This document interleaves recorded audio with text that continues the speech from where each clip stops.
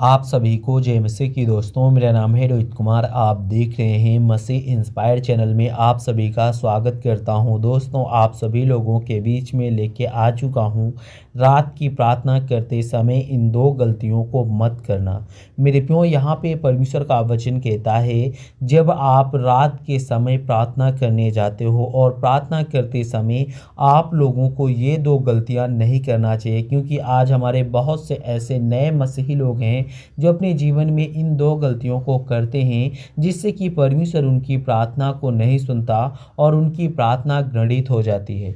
तो मेरे प्रियो, प्रभु का वचन कहता है आप लोगों को अपने जीवन में इन सब चीज़ों से आप लोगों को बचना चाहिए। और तो चलिए दोस्तों, वो कौन सी दो गलतियां हैं जिसे परमेश्वर ने हमें मना किया है कि कभी भी नहीं करना चाहिए।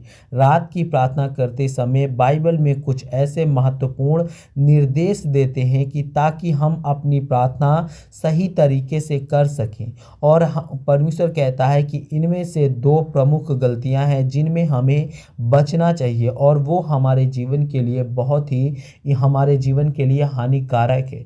तो मेरे प्रियो, तो चलिए दोस्तों, सबसे पहली गलती की ओर चलते हैं। यहाँ पे लिखा हुआ है, नींद में लिप्त होकर प्रार्थना करना।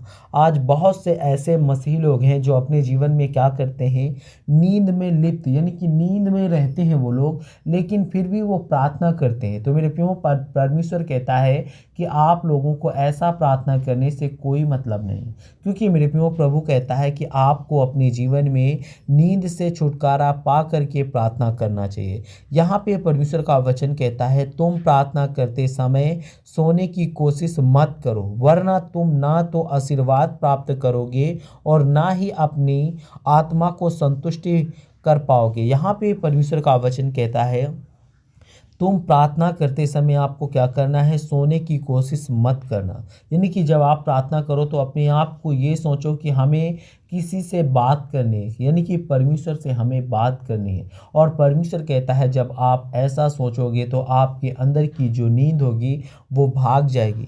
और परमेश्वर कहता है कि आपको अपने जीवन में क्या करना है, वरन ना तो तुम परमेश्वर कहता है कि अगर तुम नींद में प्रार्थना करते हो तो वरन तुम ना तो आशीर्वाद प्राप्त करोगे और ना ही अपनी आत्मा को संतुष्ट कर पाओगे। क्योंकि मेरे प्रियो, प्रभु यहाँ पे बताता है उन सभी मसीह भाई बहनों के लिए, यह दर्शाता है कि हमें प्रार्थना करते समय पूरी तरह से जागरूक और सचेत रहना चाहिए, ना कि नींद या ना कि आलस में। क्योंकि मेरे प्रियो, प्रभु कहता है कि जब हम सोने के लिए प्रार्थना करते हैं तो हमें परमेश्वर के साथ अपने अपने संवाद में पूरी तरह से समर्पित होना चाहिए। यहाँ पे मेरे प्रियो, परमेश्वर का वचन कहता है, जहाँ परमेश्वर हमें इस बात को दर्शाता है कि जब हम प्रार्थना करते हैं तो हमें प्रार्थना करते समय पूरी तरह से जागरूक रहना है और सचेत रहना है। क्योंकि परमेश्वर कहता है कि नींद में या आलस में जब हम सोने के लिए प्रार्थना करते हैं तो हम ईश्वर के साथ अपने संवाद में पूरी तरह से समर्पित नहीं होते हैं। और परमेश्वर कहता है कि जिससे हम अपने जीवन में बहुत सारे कमज़ोर हो जाते हैं, बहुत सारी समस्याओं में पीड़ित हो जाते हैं। इसीलिए मेरे प्रियो, प्रभु का वचन कहता है आप लोगों को अपने आप को सुरक्षित रखना चाहिए, अपने आप को बहुत सारी समस्याओं में बचाना चाहिए। इसलिए परमेश्वर कहता है कि जब आप प्रार्थना करो शाम के समय तो एकदम सचेत रहो। और परमेश्वर कहता है कि एकदम जागरूकता के साथ जब प्रार्थना करोगे तो परमेश्वर आपकी प्रार्थना और विनती को सुनेगा। और दोस्तों, दूसरे वचन की ओर चलते हैं। यहाँ पे लिखा हुआ है 2 में, व्यर्थ के शब्दों का प्रयोग ना करना। आज बहुत से ऐसे मसीह भाई बहन हैं जो आज ये गलती बहुत ही ज़्यादा करते हैं। क्योंकि मेरे प्रियो, वो लोग प्रार्थना करते समय बहुत सारे ऐसे व्यर्थ शब्दों का प्रयोग करते हैं, जिससे कि उनके मन में ये बात रहती है कि ऐसा बोलने से परमेश्वर हमारी सुन लेगा। तो मेरे प्रियो, ऐसा नहीं है। प्रभु का वचन कहता है कि जब आप अपने जीवन में व्यर्थ शब्दों का प्रयोग करोगे तो प्रभु आपकी प्रार्थना और विनती को नहीं सुनेगा।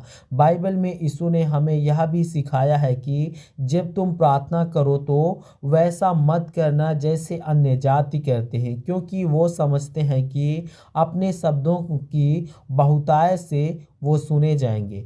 मेरे प्रियो ऐसा नहीं होता है, यानी कि अपने शब्दों को तुम कितनी भी तरीके से, यानी कितना भी ज़्यादा तुम अच्छे से बोलो, लेकिन अगर आपके अंदर विश्वास नहीं है, आपके अंदर परमेश्वर के प्रति लगाव नहीं है, तो परमेश्वर कहता है कि मैं आपकी प्रार्थना और विनती को नहीं सुनने वाला हूँ। इसीलिए मेरे प्रियो परमेश्वर का वचन कहता है आप लोगों को क्या करना चाहिए। अन्य जाति कहती है क्योंकि वो समझते हैं कि अनेक शब्दों की, यानी अनेक प्रकार के शब्दों को बहुतायत से बोलने से उनकी सुनी जाएगी, लेकिन मेरे प्रियो ऐसा नहीं हो सकता है।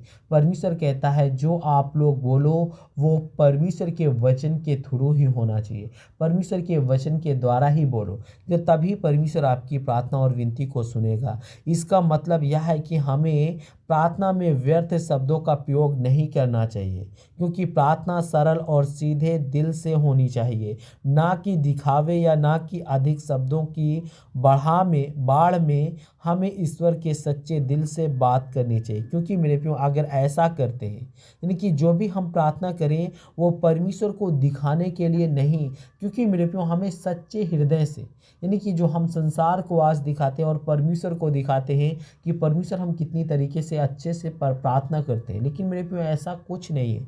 आप लोगों को क्या करना चाहिए, आप लोगों को जब प्रार्थना करो तो सरल और सीधे दिल से करनी चाहिए, क्योंकि मेरे प्रियो ना ही दिखावे की होनी चाहिए और ना ही उसमें अधिक शब्दों की बाढ़ में होना चाहिए, क्योंकि परमेश्वर कहता है कि जब आप प्रार्थना करो तो सच्चे दिल से करो। तो जितने मेरे मसीह भाई बहन हैं आप सभी को जय मसीह की दोस्तों। God bless you all of you, आमीन। नेक्स्ट वीडियो मिलता हूँ दोस्तों।